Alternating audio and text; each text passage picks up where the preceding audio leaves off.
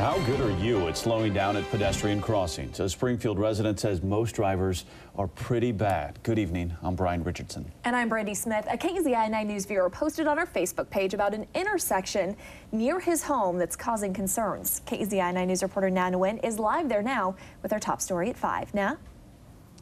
Brandy, I'm here at 5th and T Streets, one of several places in town where you can find a crossing just like this one. It seems easy enough. You press the button and you wait for the cars to slow down and stop and let you pass. But residents around here say you'd be surprised how often that doesn't happen.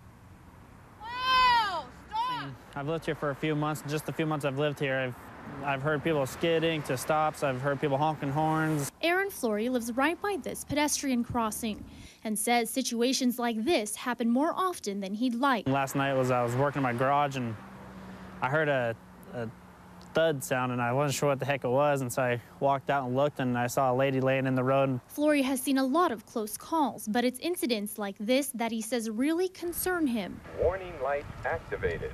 Cross street with caution. The city of Springfield says they're aware that reception on these particular lights isn't as high as it could be. These beacons that you see on 5th and T in that area are much less. They're in the 50 to 60% range. That's compared to 98% of these hanging hawk beacons just off Gateway, or even 97% for a normal intersection crossing.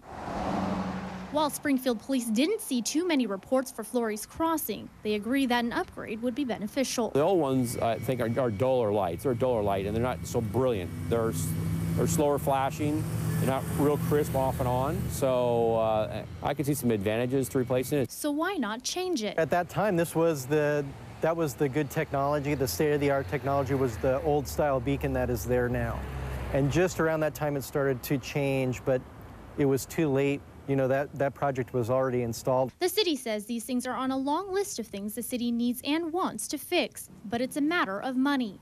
So till then, Flory and his neighbors will just have to hope folks pay attention to prevent more tragedies. There's a lot of people come through and I see a lot of kids, and I want something done about it. I mean, there's people that don't pay attention and write tickets, do something. While the city does want to upgrade these beacon lights to the overhanging or hawk ones, it's all a matter of funding and priority. A beacon light just like this was put on Olympic around the same time and was upgraded shortly after due to the demand for change. So if you're concerned about this crossing or ones like it, both police and the city say speak up. Reporting live in Springfield, Na Nguyen, KZI 9 News.